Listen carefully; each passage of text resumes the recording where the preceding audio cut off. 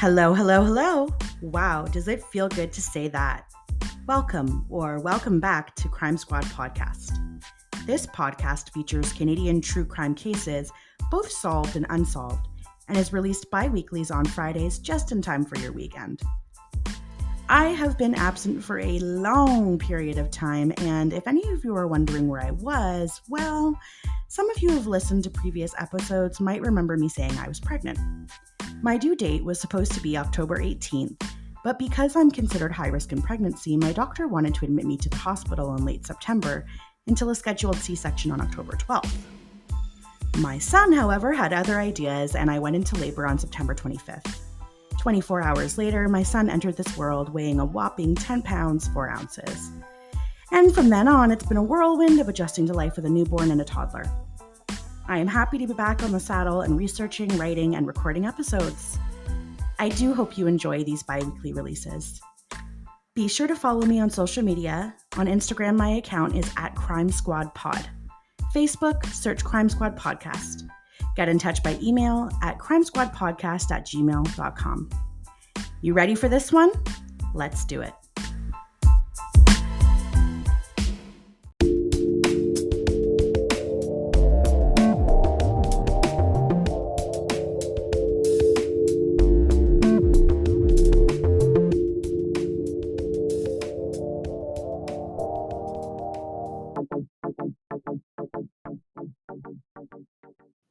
Family, a small word with many meanings to many people. To some, family means a safe haven of loving individuals who are there for you no matter what. To others, families are made by forging strong relationships with specific friends who are there for them through thick and thin. And familial relationships vary so much. There are the super close-knit families where everyone knows everyone else's business and then some. And then there are the families that really only see each other on special holidays, where the conversations are mostly surface level, how's the job, and this meal is cooked perfectly.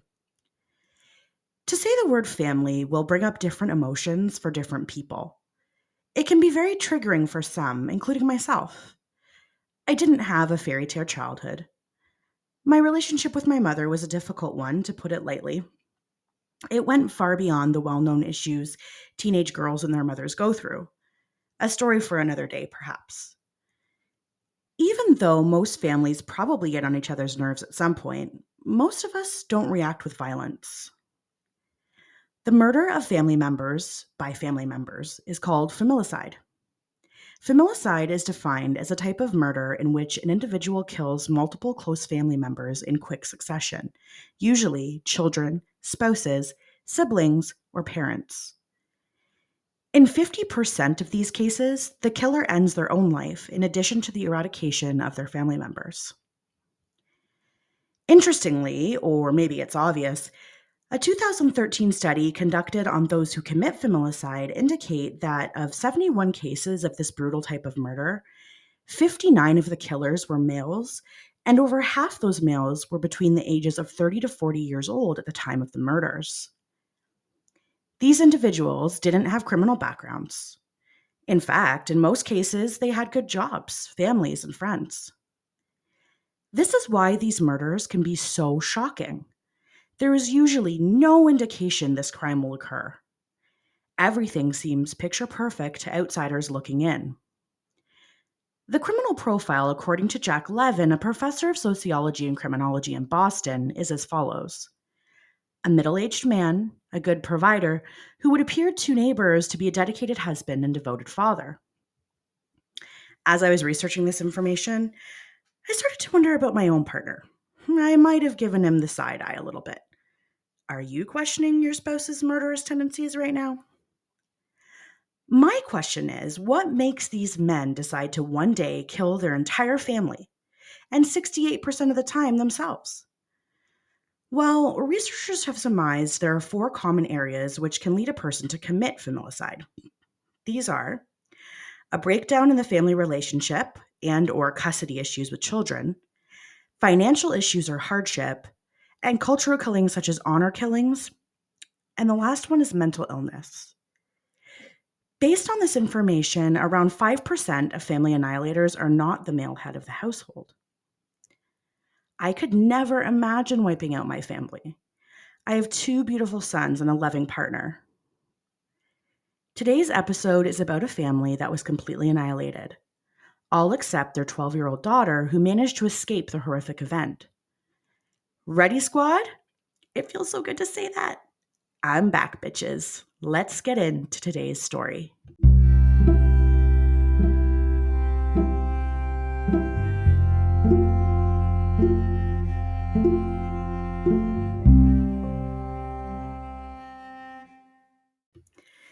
The Richardson family was, by all accounts, a loving, happy family.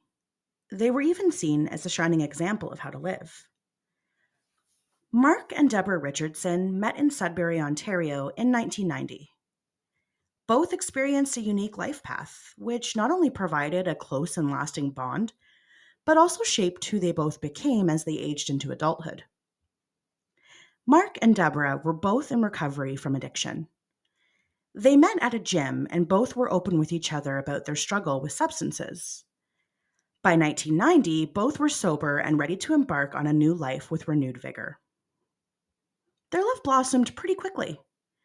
The couple was married in 1991, and by October of 1993, their daughter was born. 3 years later, their son Jacob was born, and the family moved from Ontario to Okotoks, Alberta. The family struggled to make ends meet at first, but Deborah was known to be a powerfully positive force, and she did everything possible to keep everyone feeling safe, secure, and loved. Eventually, their hard times would dissipate, and they'd make a move to Medicine Hat in Alberta after 3 years in Okotoks. Deborah and Mark spent a lot of time trying to help people through recovery from drugs and alcohol. Deborah even joined Narcotics Anonymous as a speaker and attended many meetings, always offering a kind word and inspirational messages to those that needed it. This is near and dear to my heart because I volunteer with the Canadian Mental Health Association, specifically with addiction services. I absolutely love hearing people's recovery stories and seeing how they want to give back to others who are on their own sobriety journey. Mark and Deborah raised their children in the Catholic faith and had a large supportive community within the church. They were well known as devout and dedicated to their beliefs. Mark was Catholic, but Deborah was spiritual. Some would even call it New Age. She practiced the healing art of Reiki, a Japanese healing technique. She believed in a creator closely aligned to Indigenous beliefs. There was no seedy underbelly to this family. No skeletons in the closet to speak of. They were good people with good values. But someone close to the family was planning a horrific event. This heinous crime would shock not only the small town of Medicine Hat, but residents across Canada, forever altering an understanding of what it means to be swept away by love.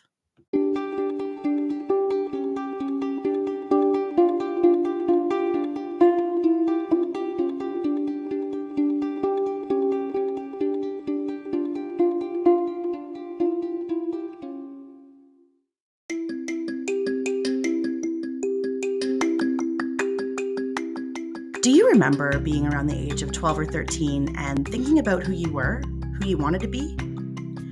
I think we all start to try and figure out the finer tunings of our personalities when we get a first taste of puberty. Some of us will stray from what's considered the norm, and most of us will fall into specific categories or cliques. I definitely went through a number of phases. I would say punk, goth, alternative was a big one for me, which lasted 3 of the 4 years of my high school experience. I wore a lot of black clothing, dyed my blonde hair a dark reddish black, and rocked jewelry with spikes.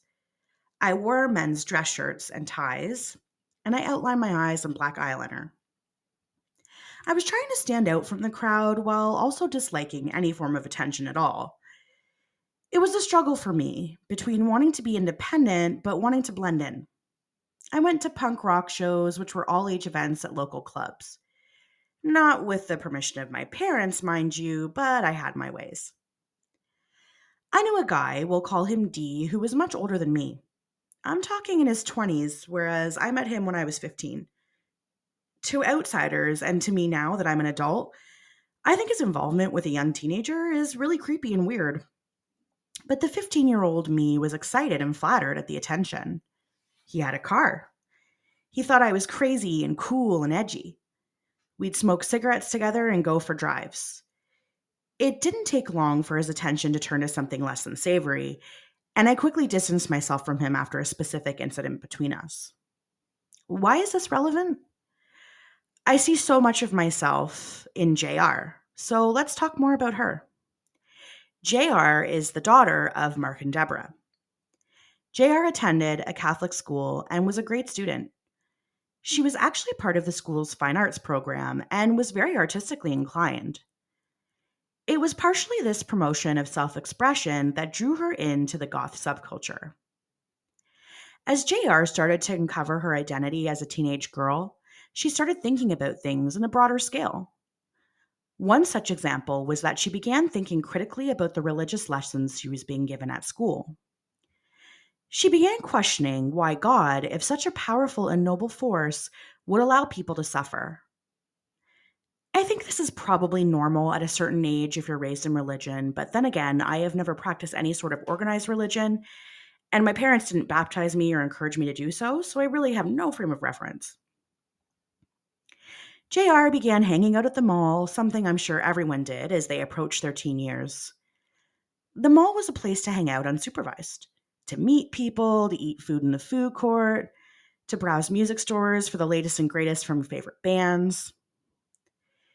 There was a group of alternative teens, even people into their 20s, that hung out at this mall also. They were the small town of Medicine Hat's golf culture, and JR was interested from the moment she laid eyes on them. Her music taste was changing into metal and punk bands, and she started to wear a lot more black, including a black choker. The change was fairly drastic in a place like Medicine Hat. The town had only a population of around 57,000 residents at the time, and it was pretty conservative in the early 2000s. This subculture must have seemed exciting and exotic to JR, who again was doing some serious soul searching to find out where she belonged. It wasn't completely out of character, seeing as how her mother's New Age beliefs were really not hidden from the family. Deborah was a big believer in spiritual healing, crystals, and meditation. JR had actually already begun researching Wicca and trying to understand the symbolism of the pentacle, sometimes referred to as a pentagram. The meaning in Wicca, though, is not the meaning of evil or Satan like many people believe. Google it if you want to learn more. Adolescence is a confusing time. There has been countless research to show the immense amount of changes that happen in not just our bodies, but our brains too. It was at this time in JR's life that her father Mark, her mother Deborah, and her little brother Jacob started to notice major changes to JR's personality and her likes and dislikes. They watched as JR started choosing black clothing, large oversized hoodies with metal bands on the front, such as Cradle of Filth and Marilyn Manson.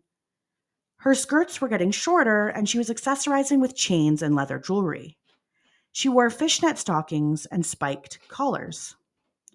She wore her hair dark and straight, sometimes covering her face. Dark eyes rimmed with black eyeliner gave this 11-year-old girl the edge of looking older. Some would say she actually appeared to be 15 or 16 years old. Okay, here's a total throwback for people in my age group. Who remembers MySpace? MySpace, for those of you who don't know, was a pre-Facebook social networking site where you could create profiles and follow and chat with other profiles. I, like most people my age, definitely had a MySpace account, and my name was something like X underscore cute little weird girl underscore X. I used the platform to post poetry, clearly written from a place of teenage angst, as well as follow cute boys and talk to other teens like me. Funnily enough, those X's must have been popular to use in the early 2000s because JR created a MySpace profile too. Her name on the site was X underscore madness underscore X. On the site, she listed her age as 16. Let's not forget, she was only 11, soon to be 12. I'll let you decide on this next part, and I certainly have my own opinions, which I'll reveal later on in this episode. Was JR actually interested in these things? Or was she trying on an internet persona, one that was created to shock people? It's a curious thought because here are the interests JR listed on her profile: hatchets, serial killers, criminal psychology, blood, moonlight, human anatomy, and kinky shit. Now, I like criminal psychology as much as the next true crime lover. I've even got a pretty hefty collection of books on serial killers and their victims. I would not, however, ever say my hero is Jeffrey Dahmer. But JR did. She listed Jeffrey Dahmer as her hero, in addition to Marilyn Manson and Danny Filth of the band Cradle of Filth. JR's appearance began to alert the school guidance counselor, who had always viewed JR as very quiet. The counselor explained to JR and her group of friends that they needed to adhere to the school's dress code policies, and she also tried to root out if these changes were due to low self esteem. So, again, the changes were that the skirts were getting shorter, a lot of black makeup, black clothing. Mark and Deborah were called about JR's fashion choices, but they didn't really take that much of an issue with it. They figured she was just expressing herself, and it wasn't doing any harm. MySpace was the beginning of JR's internet presence, and it would pave the way for a darker path. The photos she was posting were becoming quite risque. It's like she was testing the waters of what she could get away with. Or, quite possibly, like most preteens, she was seeking attention from the opposite sex to validate her existence. In November of 2005, JR found the website vampirefreaks.com and was hooked. She started a profile, and though she was now 12 years old, she lied about her age yet again. On vampirefreaks.com, under the name X-Killer-Kitty-X, she was 15 years old. She posted pictures of herself holding what looked like a real gun, but was later revealed to only be a toy. She posed as a confident young teen, often trying to look sultry. This all sounds pretty innocent, at least to me. Some people, I'm sure, would be pretty wary of this information and would look at JR as a disturbed individual. Some people would look at this profile and the little goth girl in front of them and would swoon. Jeremy Stanky was one of those people.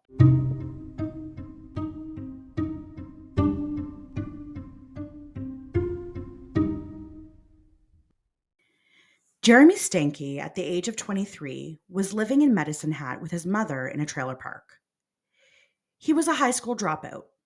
He left school not only because it was challenging, but because he was bullied relentlessly. I'm sure you can guess what the kids at school called him based on his last name.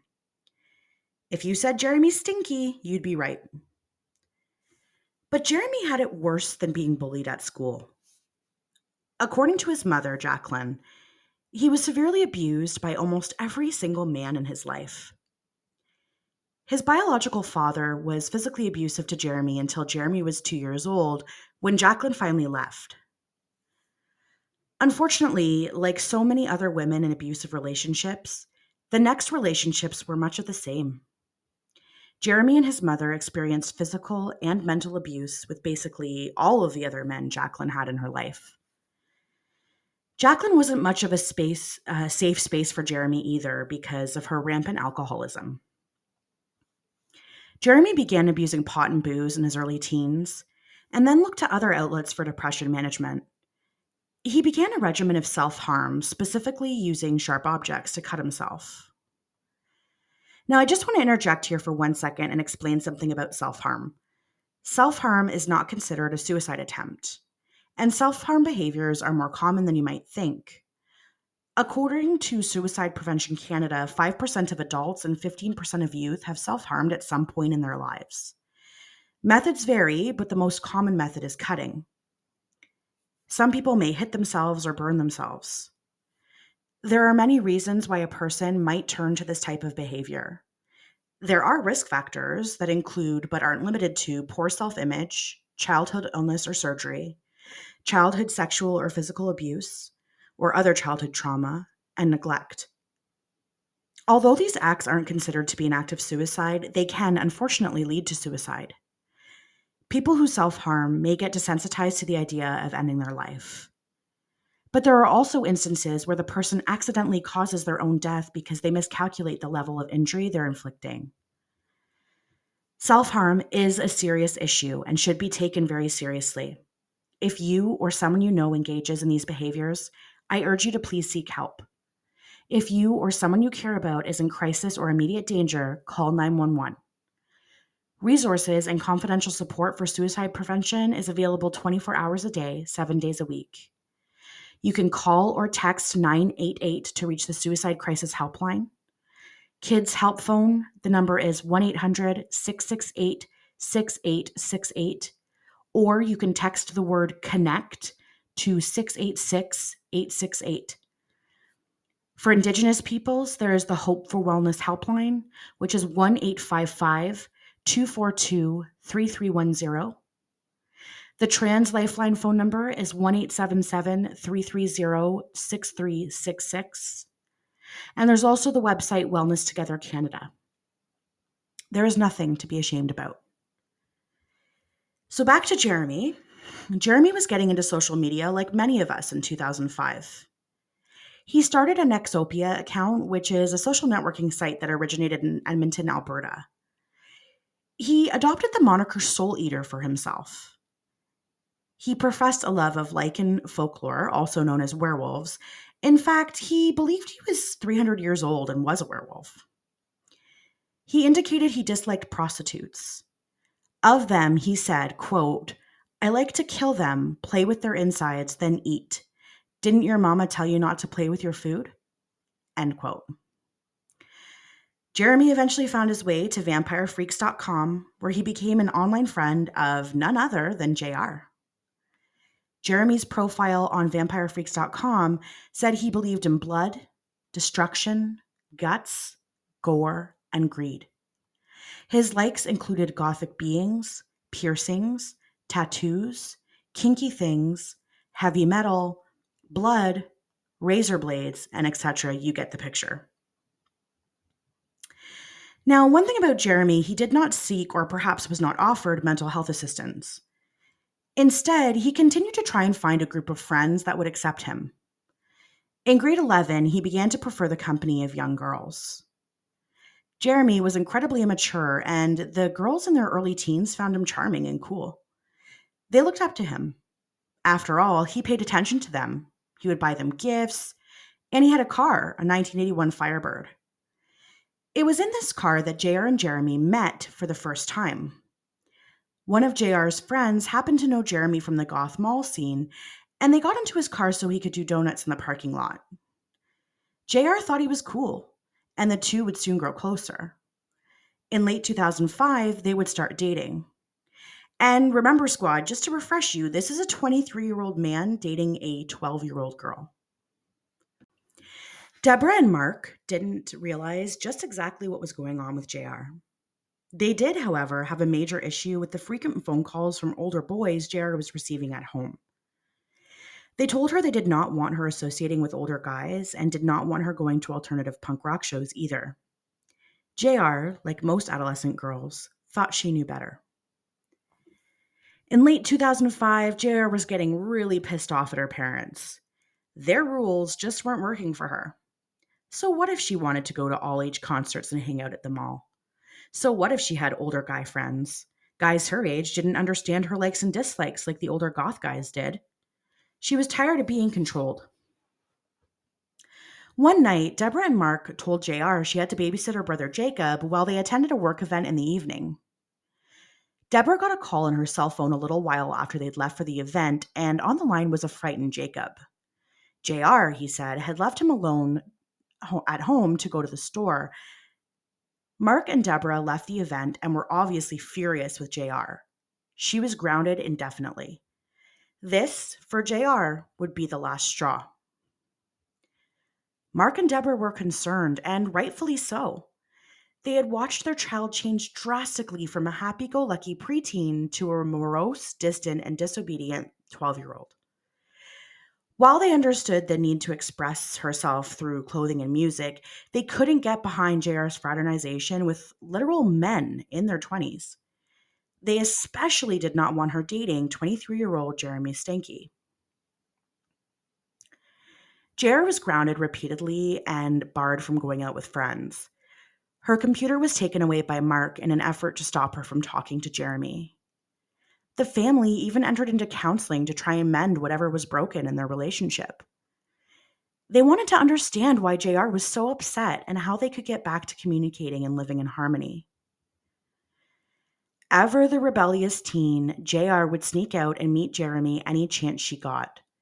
She would communicate with him through vampirefreaks.com at the local library where she had free computer access. At this point, they were professing their love for each other while also commiserating about how unfair JR's parents were being.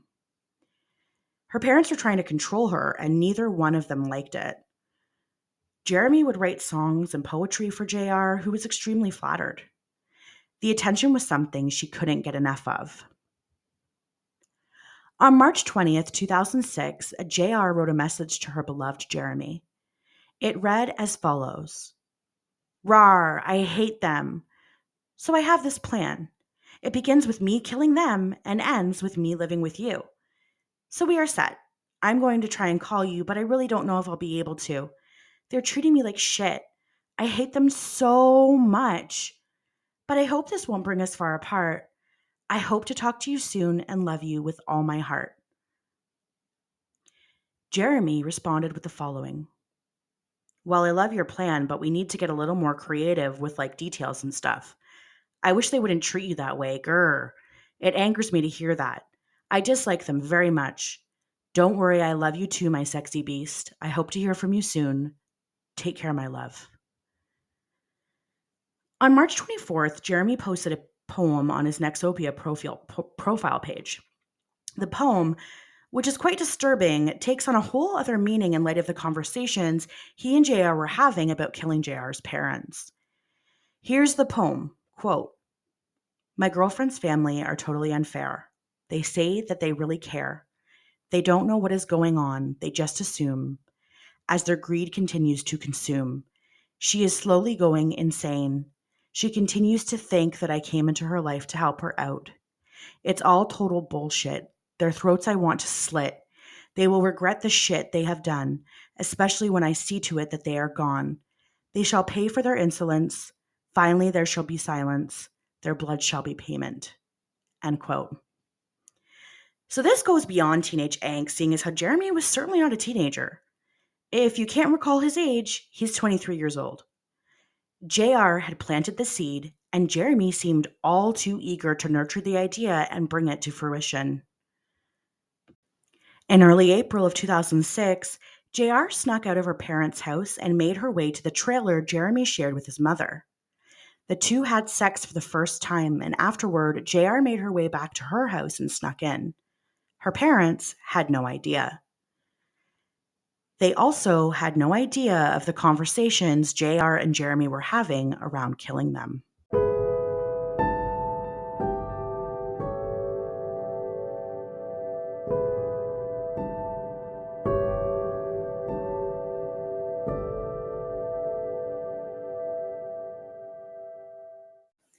In early April of 2006, JR and Jeremy were dreaming about their fantasy life, one that didn't include JR's parents.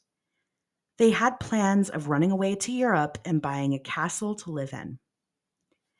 They couldn't just run away, though. JR said her parents would find her. Instead, she suggested they eliminate her family.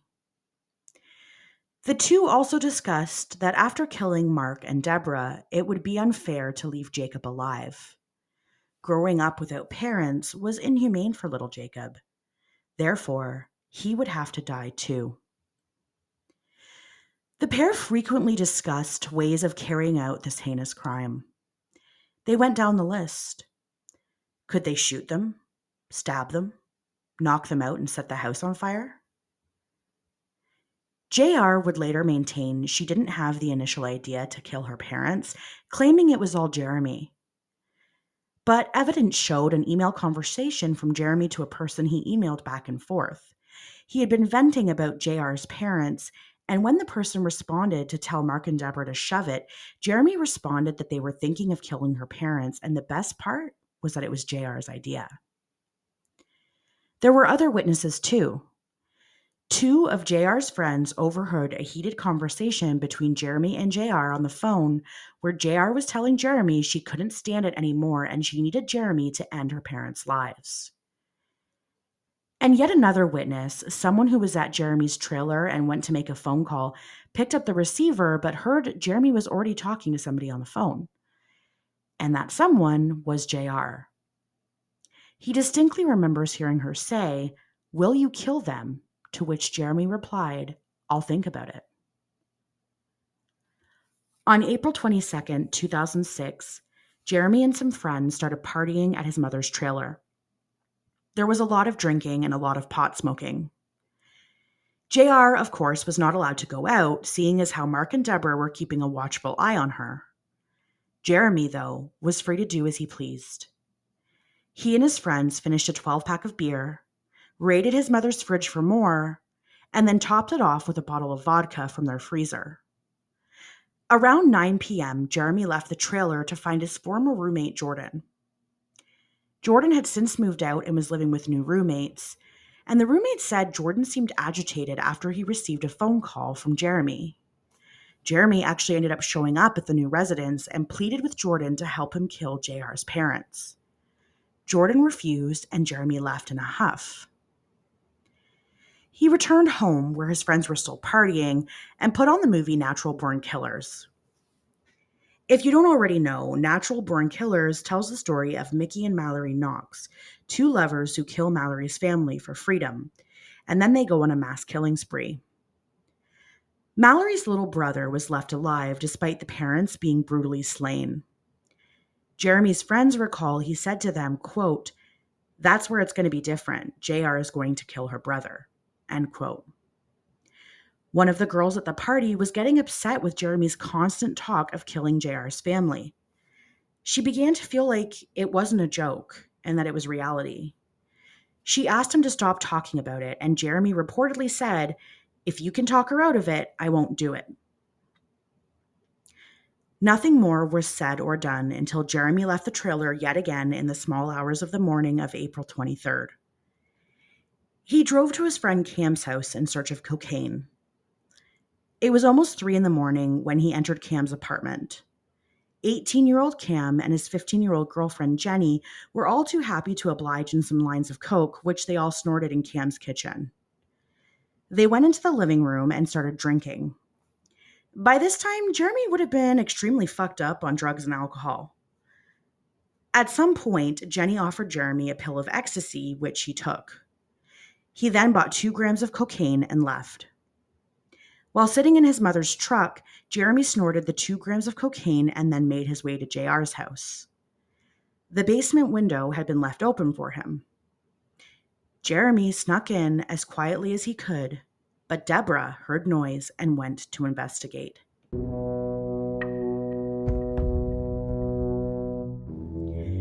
Jeremy took a knife from his sweater and lunged at Deborah, slashing her with the knife. Mark had heard the commotion and flew out of bed to the basement. What he saw was terrifying. His wife lying on the floor and bleeding. Mark thought fast and grabbed a screwdriver. He attacked Jeremy, who fell down. Mark tried to stab Jeremy in the chest, but Jeremy was able to knock the screwdriver out of Mark's hand. Jeremy took this opportunity to repeatedly stab and slash at Mark until he could wiggle out from underneath him.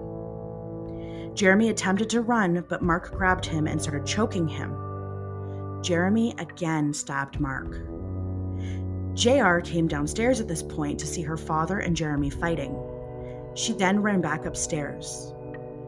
But not to call the police, not to run to a neighbor's house for help, because no help arrived. Mark was losing the battle against Jeremy, and he finally asked the question, why? Jeremy screamed, quote, "'Cause you treat your daughter like shit. It's what your daughter wanted," end quote. Tragically, these would be the last words Mark would hear. I can only imagine how he must have felt in that moment. It is a very disturbing thought for me to think that he had to die believing his daughter was responsible for the murder of him and his wife.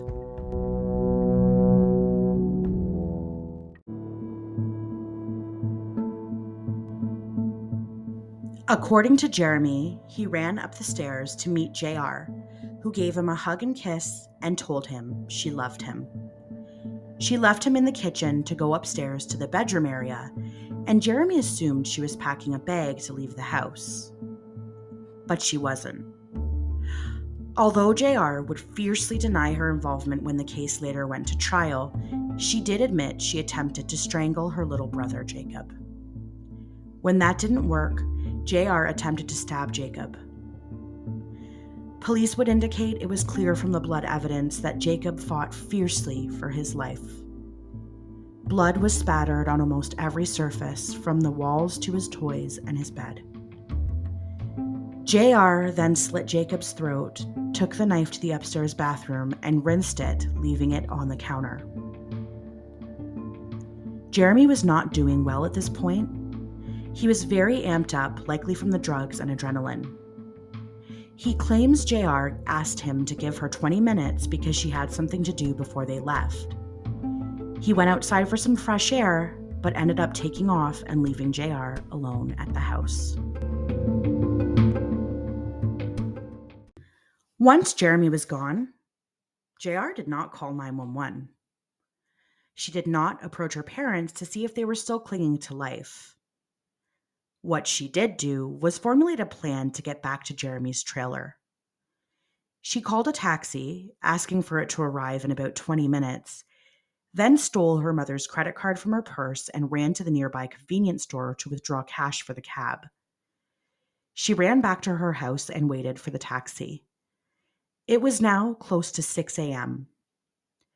JR and Jeremy went to his bedroom, kissed, and then had sex. They fell asleep and woke in the afternoon. JR set to work applying thick eyeliner. After all, they were going out. Less than a kilometer away from where JR's family lay slain, a party at an apartment was already bumping.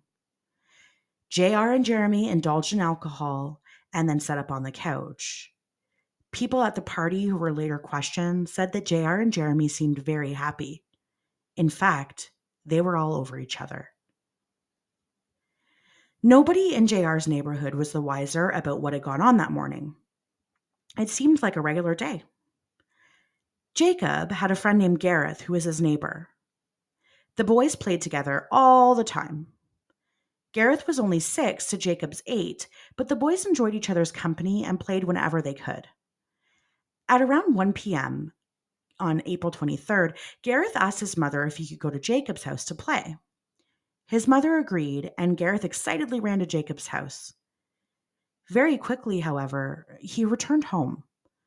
"Mommy," he called, "there's bodies at Jacob's with blood on them. I saw them through the basement window." Obviously, his mother was taken aback. I don't even know what I would say in that situation. I would probably jump into overdrive immediately and race over there, because what 6-year-old makes up a story like that? The two made their way over to the house, and Garrett's mother looked into the basement window. There was no mistaking what she was seeing. She saw the bodies of Deborah and Mark on the basement floor, covered in blood. She called emergency services, and police would be on their way to the brutal scene. As police made their way through the house, it was obvious there had been a terrible crime committed against this family. Many of the officers found it difficult to have a handle on their emotions as they found Jacob's small body and saw how hard he'd fought to live. They also had another cause for concern. Mark and Deborah's 12-year-old daughter wasn't in the house. Police feared she had been kidnapped, and in addition to documenting the scene, they began to try to locate JR. Their fears of JR being abducted would be short-lived, however, when they showed up at JR's school and searched her locker. In it, they would find a morbid comic drawn by JR. It depicted a stick family being doused with gasoline and set on fire, while another stick figure laughed at them and eventually ran off to an awaiting truck. A truck that had been labeled in the picture as Jeremy's truck. Right then, police began to think of JR as a suspect instead of a victim, and would try to apprehend her as quickly as possible. I'm going to pause here for a second because I have a question. Squad, what are your thoughts on this case so far? I have found there are generally two schools of thought. One, JR is an innocent child who was swept up and groomed by a 23-year-old degenerate. Two, JR is a master manipulator behind the murders and didn't for a second feel remorse about what had happened. She wanted them dead, and Jeremy was a perfect pawn to do that for her. Do you know what side of the fence you sit? Is it that black and white, or is there gray area to consider? I'd love to know what you think. Feel free to add a comment to either my Facebook page or Instagram account on the post I published for this episode. JR and Jeremy were living their best life, getting drunk and eating fast food at this party. Later in the day, they decided they might be best to make a run for it and hide out for a while until the dust settled. They convinced some of their friends at the apartment party to transport them to their friend Mick's house in Leader, Saskatchewan. The pickup truck could only legally sit so many, so Jeremy and JR got in the cab with blankets and a pillow and hid under the truck canopy together. Their friends did not realize JR and Jeremy had killed JR's family. They thought the couple was running away and needed a place to hang out or hide from their parents. The party was still on in full swing, and one of the residents, who was extremely intoxicated, had left the apartment to chase down the mother of his child in an alcohol-fueled rage. He threw a beer bottle, which happened to hit a passing police car. Police stopped and began questioning the drunk kid about what had been happening that day. When police asked about the attendees of the party and heard that Jeremy and JR were there, they were very interested indeed. Police at this point had to figure out what Jeremy and JR might be thinking. Where would two teens run away to? It wasn't hard to get information from Jeremy's circle of friends. The teens were all too quick to reveal where the duo might be going. They were likely dropping off their friend Mick in Leader, Saskatchewan. Because of this information, police put out a bulletin to be on the lookout for suspects in a triple homicide to officers in Leader. In terms of where Leader is located, Saskatchewan borders the province of Alberta. The drive to Leader is approximately 2 hours, or a distance of 168 kilometers. For any American listeners, that's around 104 miles. The teens left Alberta around 11 p.m. and drove to Mick's house in Leader. When they arrived, Mick's mother was not happy to see the truck full of young girls with her son. He left the group and went inside his house. Now the teens had a problem. They were running low on gas, and it was freezing cold in the night. The small town of Leader didn't have a service station open for them to be able to get gas. They did the only thing they could think of. They pulled over and sat in the truck, trying to sleep for a few hours until they could fuel up and get on the move again. After a restless night, they were ready to hit the local gas station, where Constable Aaron Ewert was waiting. He had seen the bulletin from the RCMP in Medicine Hat and thought the teens may need to refuel at some point. So he decided to sit and wait. Now his hunch paid off. He witnessed the truck pull into the lot, and several teenage girls he didn't recognize got out to go use the washroom. He watched them intently and witnessed them driving to a local high school, where they parked in the lot. According to the teens, they were trying to figure out what to do next.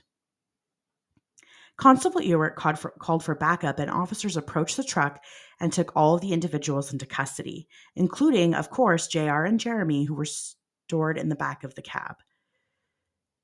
They would be transported back to Medicine Hat for questioning. JR was charged with multiple homicides and was the youngest person in Canada to have committed such a crime. At 12 years old, she was now alone in the world without a brother, mother, or father. During questioning by police, JR had a lot to say, and all of it pointed the finger at Jeremy. First, the story was that she had snuck out to meet Jeremy on April 22nd, and they went to a party and drank. When she arrived home after Jeremy dropped her off, she realized her parents and brother were dead. She said she put the pieces together and assumed it was Jeremy who had killed them. She wasn't present for the murders. However, when challenged by the investigating officer, her story changed. She ended up saying she was in the house with Jeremy and they were packing things to run away together. She said she witnessed her mother coming down the stairs to the basement, and then her father and Jeremy engaged in a fight to the death. Interestingly, when questioned about her involvement, she would make comments like, "I said this was what I wanted, but it isn't what I wanted."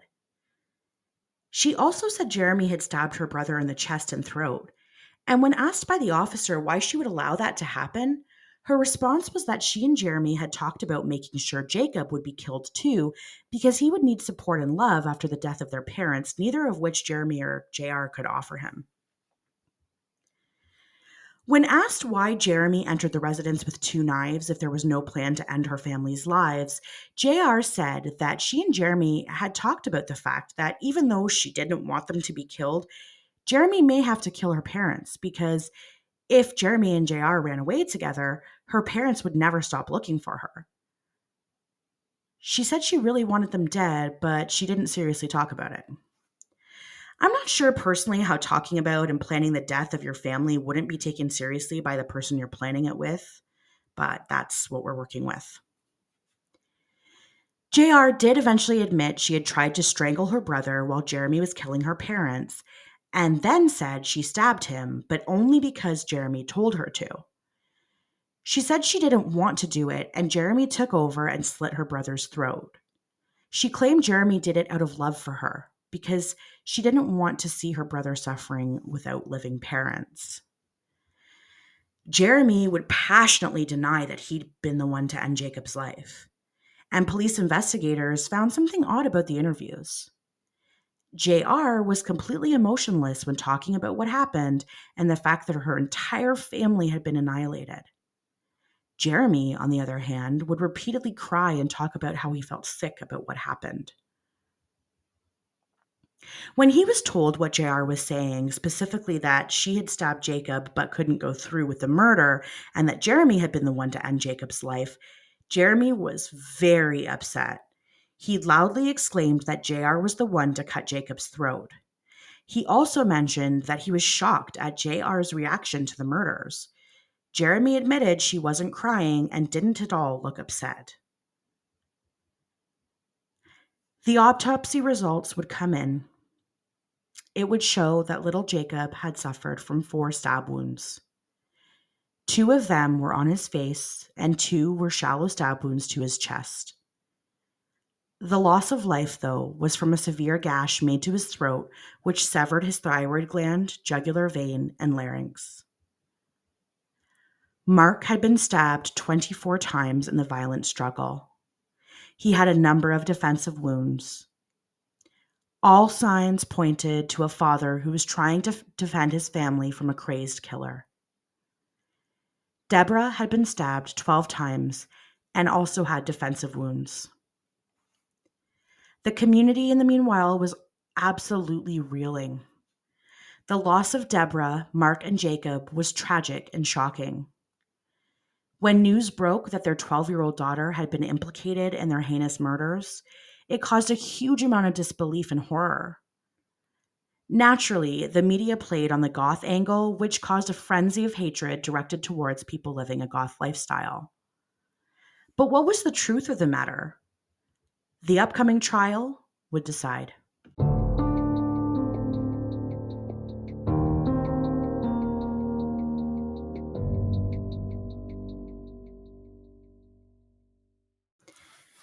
Jeremy and JR were tried separately. JR's court case began June 4th of 2007, just over a year from the date her family was viciously and callously murdered. She sported a clean-cut look. Gone was the dark eyeliner, dog collar, and fishnet stockings. Instead sat a fairly regular-looking 13-year-old. Imagine being on the jury. How do you not see an innocent little girl caught up in terrible trauma? The case was laid out, including graphic pictures of the bodies of Deborah, Mark, and Jacob. The jury had a difficult time with the content, as you can only imagine. It must have been an extremely emotional task for the jury members.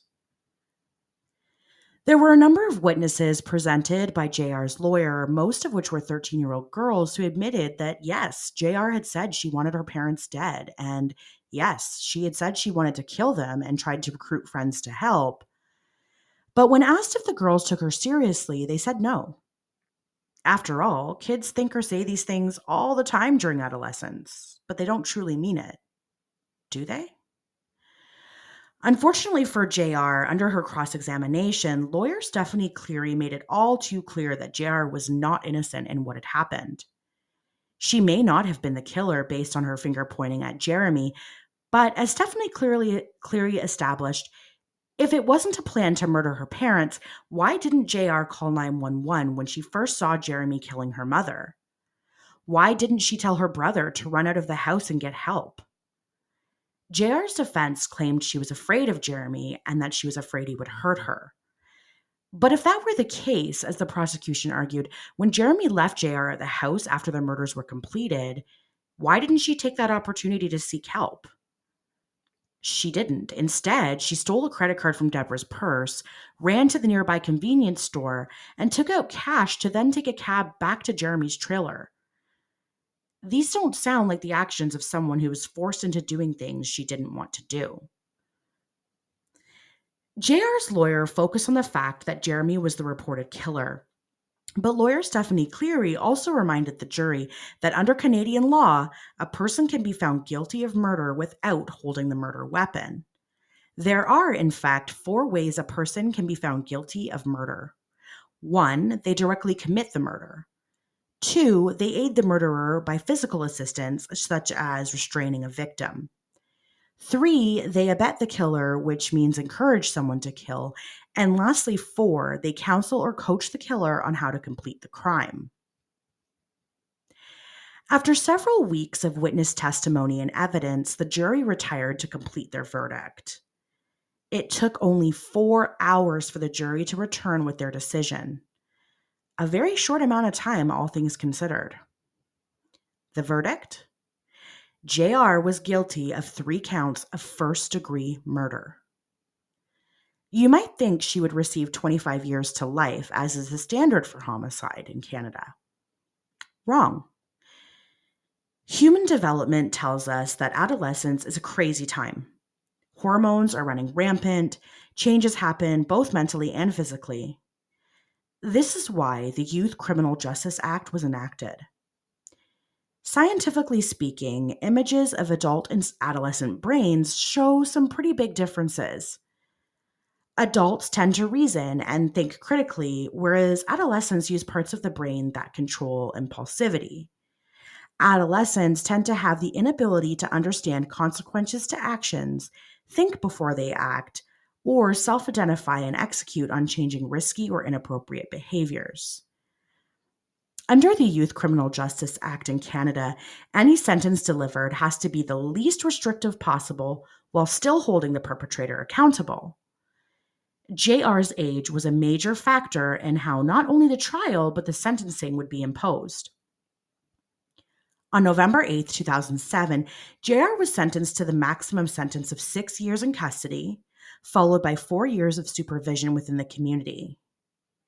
JR was also provided the ability to rehabilitate through mental health assistance, costing the province of Alberta $100,000 per year.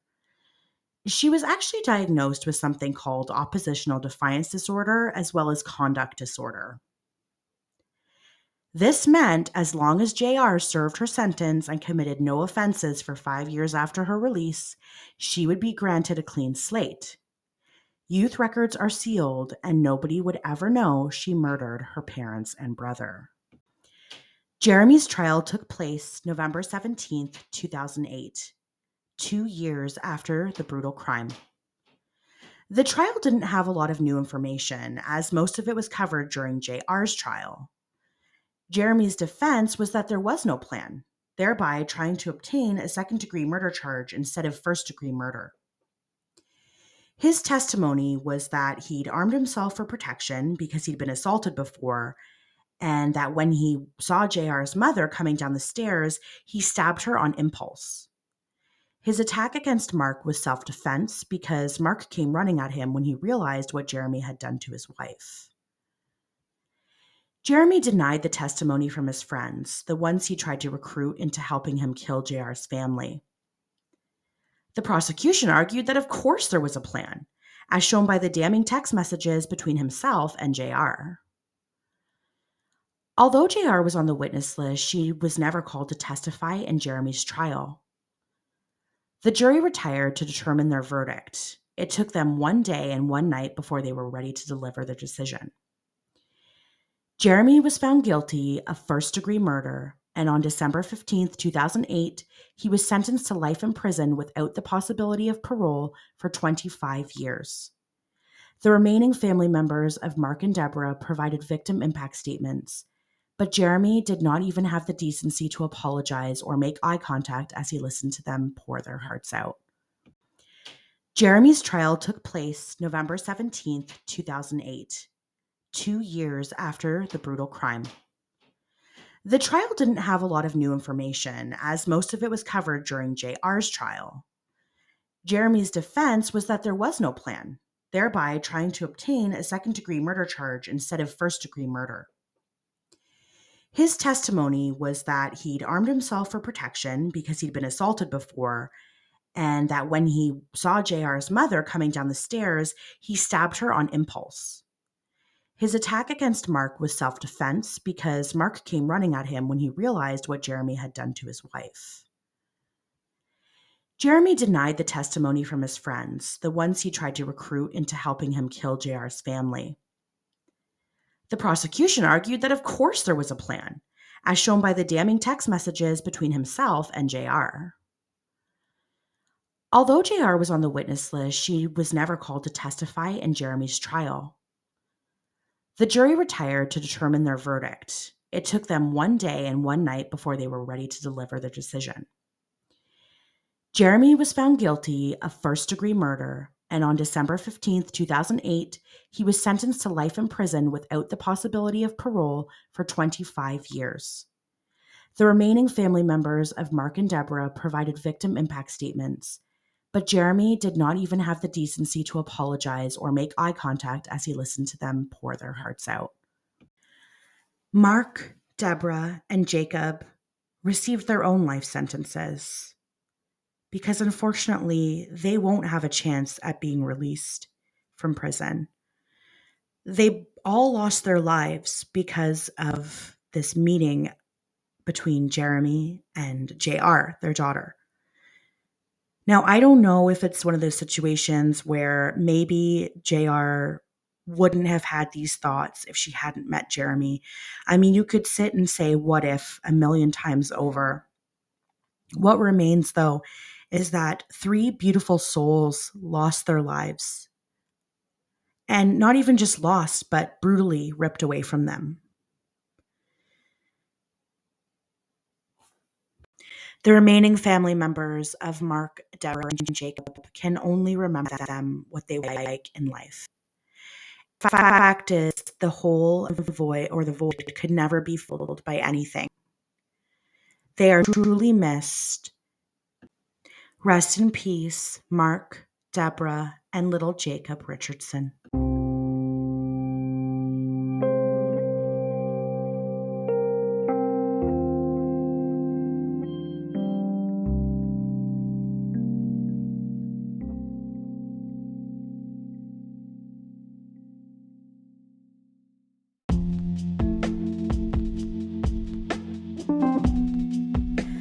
Well, folks, that's going to be it for today's episode of Crime Squad Podcast. I am so happy to be back in the saddle.